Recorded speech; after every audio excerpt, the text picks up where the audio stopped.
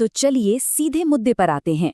आज हम जिस स्रोत सामग्री का विश्लेषण कर रहे हैं वो भारतीय सेना के एक बेहद रोमांचक और जटिल मिशन ऑपरेशन महादेव का पूरा कच्चा चिट्ठा खोलती है। ये कोई आम कहानी नहीं है, बल्कि सैन्य रणनीति और खुफिया नेटवर्क की एक ऐसी दास्तान है जो सचमुच रोंगटे खड़े कर देती है। हम देखेंगे कि कैसे मुश्किल से मुश्किल हालात में भी कमांडो अपने लक्ष्य को अचूक तरीके से भेदते हैं। जरा सोचिए, एक ऐसा आतंकी मास्टरमाइंड जिसे जंगलों में छिपने और युद्ध करने की खास ट्रेनिंग मिली हो, वो सिर्फ कुछ सेकंड के एक सैटेलाइट फोन पिंग की वजह से कैसे मारा जा सकता है। ये समझना अपने आप में बहुत दिलचस्प है कि एक छोटी सी तकनीकी चूक कैसे एक बहुत बड़े और सुनियोजित सैन्य ऑपरेशन की नींव रख देती है। इस गुत्थी को सुलझाने के लिए आइए सबसे पहले उस घटना को समझते हैं जिसने इस पूरी कार्रवाई को जन्म दिया। भाग 1, पहलगाम हमला। स्रोत के मुताबिक इस पूरे घटनाक्रम की शुरुआत कश्मीर के वैसन वैली में हुए उस दर्दनाक हमले से होती है, और ये टाइमलाइन बड़ी खूबी से दर्शाती है कि शुरुआती घटनाओं की कड़ी आखिर क्या थी। 22 अप्रैल को हुए उस हमले में कई बेगुनाह लोगों को निशाना बनाया गया, जिसके जवाब में सेना ने ठीक 15 दिन बाद 7 मई को ऑपरेशन सिंदूर के तहत एयर स्ट्राइक की। कई आतंकी ठिकाने तो नष्ट हो गए, लेकिन इस सटीक कार्रवाई के बावजूद पहलगाम हमले का मास्टरमाइंड अभी भी पकड़ से बाहर था। उसकी तलाश तब तक चलती रही जब तक कि जुलाई के दूसरे हफ्ते में वो महत्वपूर्ण सैटेलाइट फोन पिंग इंटरसेप्ट नहीं हो गया। खुफिया रिपोर्ट्स बताती हैं कि इस मास्टरमाइंड का नाम था सुलेमान शाह, और ये कोई साधारण टारगेट नहीं था। वो पाकिस्तान आर्मी के स्पेशल सर्विसेज ग्रुप यानी एसएसजी का पूर्व कमांडो था। इसका सीधा मतलब ये है कि उसे जंगल में छिपने, अपने सुराग मिटाने और सेना को चकमा देने की बहुत ही एडवांस ट्रेनिंग मिली हुई थी। तो जाहिर सी बात है, ऐसे माहिर इंसान को पकड़ने के लिए किसी आम ऑपरेशन से तो काम चलने वाला नहीं था। भाग 2, खुफिया जानकारी और ऑपरेशन महादेव की रणनीति। नॉर्दर्न कमांड और चिनार कॉर्प्स को अब एक ऐसा जाल बिछाना था जो इस जंगल युद्ध के विशेषज्ञ को उसी के खेल में मात दे सके। यहाँ तकनीक और मानवीय खुफिया जानकारी का जो संगम है ना, वो स्रोत सामग्री में बहुत ही शानदार तरीके से बताया गया है। एक तरफ सेना के सिग्नल कोर ने 3000 मीटर की ऊंचाई पर दाचीगाम नेशनल पार्क के लीदरवास जंगलों से एक सेटफोन सिग्नल को ट्रैक किया। वहीं दूसरी ओर एक स्थानीय बकरवाल चरवाहे ने ठीक उसी इलाके में एक प्राकृतिक गुफा के पास सैन्य वर्दी पहने 3 संदिग्धों को देखने की खबर दी। जैसे ही इन दोनों जानकारियों को जोड़ा गया, बूम, टारगेट की सटीक लोकेशन सामने आ गई। अब इस ऑपरेशन के लिए पैरा स्पेशल फोर्सेस ने जिस रणनीति को चुना, उसे समझना बहुत ज़रूरी है।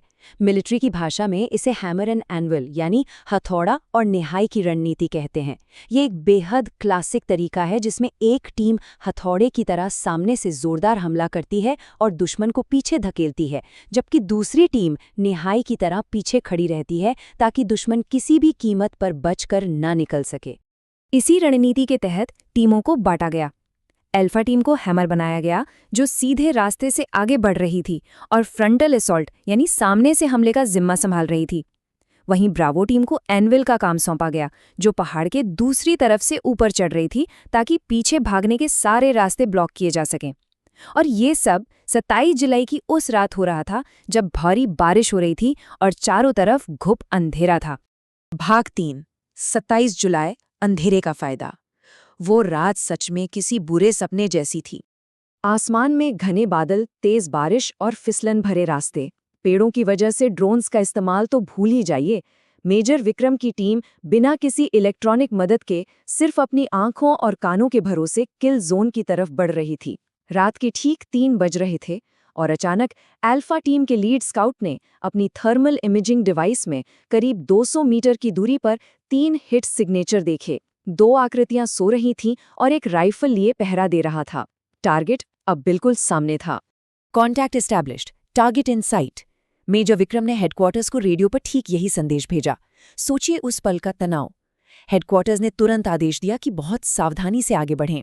अगर अंधेरे में हड़बड़ी में फायरिंग होती तो बाकी दोनों आतंकी भी जाग सकते थे। सरप्राइज एलिमेंट को बनाए रखना उस वक्त जिंदगी और मौत का सवाल था। भाग 4, भीषण गोलीबारी। महीनों की खुफिया मेहनत अब अपने अंजाम तक पहुंचने वाली थी। एक बेहद तनावपूर्ण इंतजार शुरू हुआ। एक पल को तो ऐसा लगा जैसे उस पहरेदार ने कमांडोज की आहट सुन ली हो, लेकिन आखिरकार सुबह 4:30 बजे का समय तय किया गया। सूरज निकलने से पहले इस काम को खत्म करना बहुत जरूरी था। ठीक इसी समय कमांडोज को स्ट्राइक शुरू करने के लिए फाइनल कोड दिया गया, हर हर महादेव। आइए आगे बढ़ते हैं और देखते हैं कि ये कैसे आकार लेता है। सबसे पहले एक स्नाइपर ने बिना कोई शोर किए उस पहरेदार को मार गिराया, लेकिन इसके बावजूद सुलेमान और अबू हमजा सतर्क हो गए और फिर शुरू हुई एक भीषण गोलीबारी। इसी अफरा तफरी में अबू हमजा ने भागने की कोशिश की, लेकिन वो सीधे उस जाल में जा फंसा जिसे ब्रावो टीम ने पहाड़ के दूसरी तरफ बिछाया था। वो उसी क्रॉस फायर में मारा गया। अब मैदान में सिर्फ मास्टरमाइंड सुलेमान शाह बचा था। पूर्व एसएसजी कमांडो होने का पूरा फायदा उठाते हुए उसने एक बड़ी चट्टान के पीछे पोजीशन ले ली और वहां से बेहद सटीक फायरिंग करने लगा। जब सीधा हमला करना नामुमकिन सा लगने लगा तो सेना ने यूबीजीएल यानी अंडर बैरल ग्रेनेड लॉन्चर का इस्तेमाल करने का फैसला किया। जो लोग नहीं जानते उनके लिए बता दें कि यह राइफल के नीचे लगा एक ऐसा हथियार होता है जो सीधे छिपे हुए दुश्मन की पोजीशन पर ग्रेनेड दागता है। ये पूरे ऑपरेशन का सबसे जोखिम भरा आखिरी चरण था। अल्फा टीम ने सुलेमान को उलझाए रखने के लिए सप्रेसिंग फायर की झड़ी लगा दी।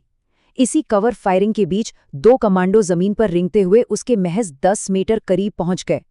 उन्होंने ग्रेनेड की पिन निकाली, उसे कुछ सेकंड हाथ में ही रोका, जिसे कुकिंग ऑफ कहते हैं, और सीधा टारगेट की तरफ उछाल दिया।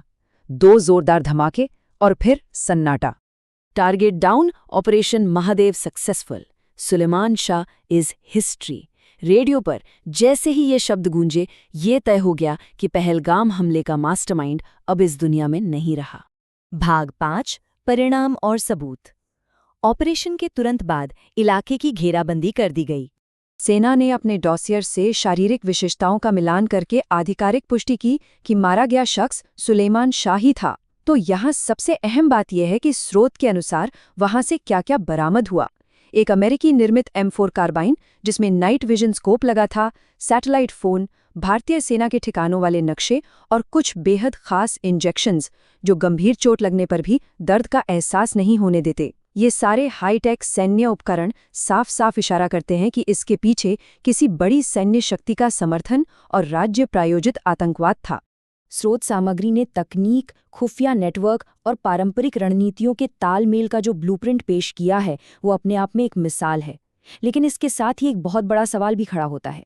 इस हाईटेक और बेहद सटीक सैन्य कार्रवाई के बाद इस क्षेत्र में असीमित युद्ध यानी असिमेट्रिक वॉरफेयर अब आगे क्या रूप लेगा? क्या भविष्य में हमें और भी ज्यादा एडवांस्ड और खतरनाक रणनीतियां देखने को मिलेंगी? इस सवाल पर जरूर विचार कीजिएगा।